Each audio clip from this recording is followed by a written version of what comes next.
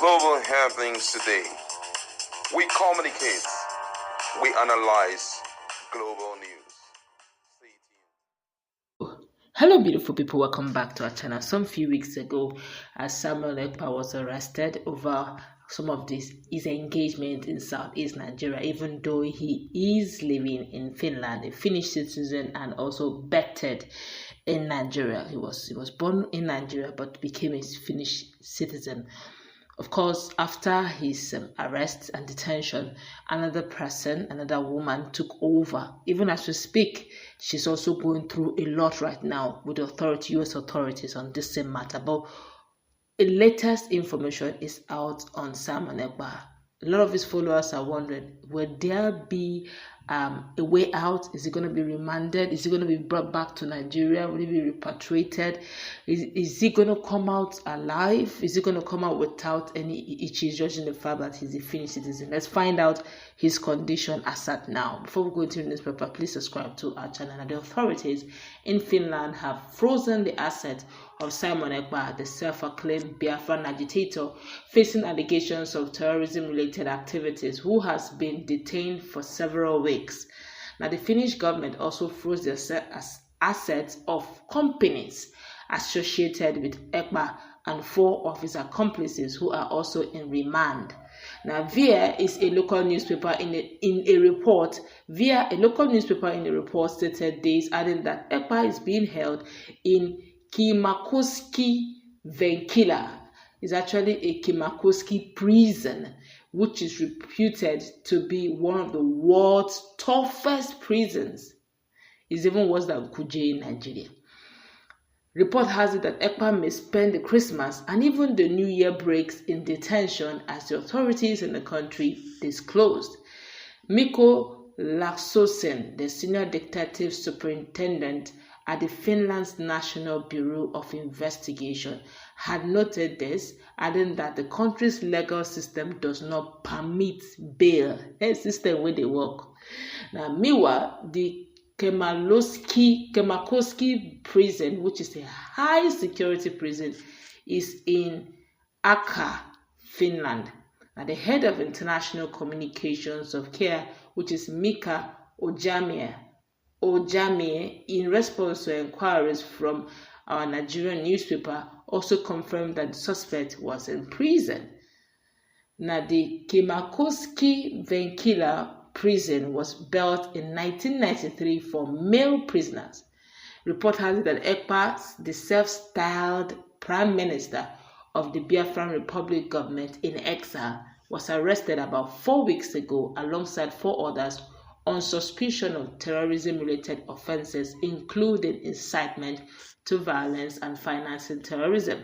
And the Finnish authorities has alleged that Ekpa utilized the social media to incite this in Nigeria's southeast region, targeting civilians and government officials. According to local media outlet, Ekpa has been remanded on charges of public incitement to commit crimes with intent of terrorism. The prison facility where Ekpa is currently held is known for accommodating people who have committed very serious crimes, including suspects, very heavy serious crimes.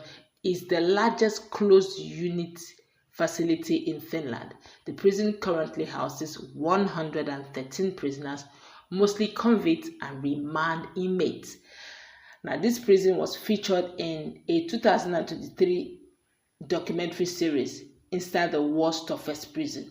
A journalist, Raphael Rowell, entered the wards and interacted with some of the inmates, including most dangerous criminals in Finland.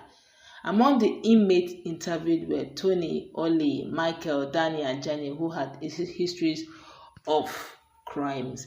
Now, two of the inmates who had a lot of things going for them. But the most important thing right now is the fact that Ekpa has been disclosed. His current position right now is that he's in the world's toughest prison.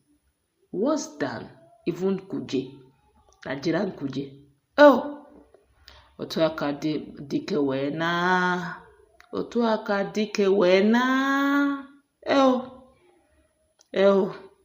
Dimba nago. Oh, all right, but then again, wouldn't it have been better for him to have negotiated him being repatriated? Because that's the world's toughest prison. How would he even cope? And it's without bail. Here is without bail. All this Ikurunenu Ikuriane. No bail. No hope. And you know the funny part is all the companies associated with him. Confiscated or frozen. Ego money lost. Owo Tison. Okuk Ibaga. All lost.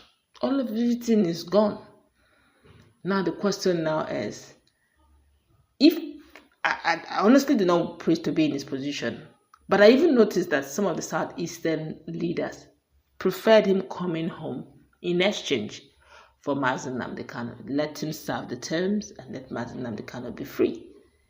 But I believe, this is just my personal opinion, I stand to be corrected, and I also am not in the position of Samuel Ekpa to know what is in his mind, but I believe he would rather prefer for him to remain in Finland when he finishes his term, because they're still just in remand.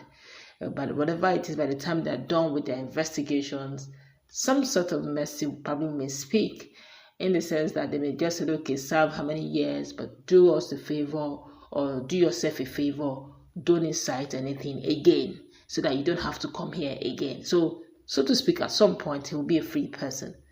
But if he's coming to Nigeria, at all, he may not even, after coming, he may not even see the freedom. But he may not get it this well. I don't want to be like him. I'm not him. But then again, I'm sure at some point in his journey of getting actualization through incitement for Biafra, he knew at some point this should come. The very moment that such happened to Mazi Nnamdi Kanu is only normal that he should know that they will come for him. But I would have thought, actualizing a country or asking for a referendum doesn't have to be a crime. It doesn't have to be criminal. Asking for referendum it's not a crime in its sense if it goes through the proper channel, go through the right process. I'm sure they would have found a way of actually talking to the elders and leaders of the Southeastern region. A lot of companies left Southeast because you can't be doing sit at home every Monday and you expect your counterpart in the other regions to be on the same par with you. Igbos are industrial people, industrious people, and taking one day out of their working day is you are doing them great harm than good. They're even not featured much in politics as compared to other regions. They are more industrialists. They are more business oriented. Using your own to spoil their own, saying whatever happens in South, the Nigerian government is feeling it. The other regions are moving on. Whatever that is happening is self-inflicting on the people. And it's good to know that for a while, I don't think there's a sit at home. Maybe bit by bit, business will begin to, bigger businesses will begin to come back to South. Let's go wrap it up. Let's meet.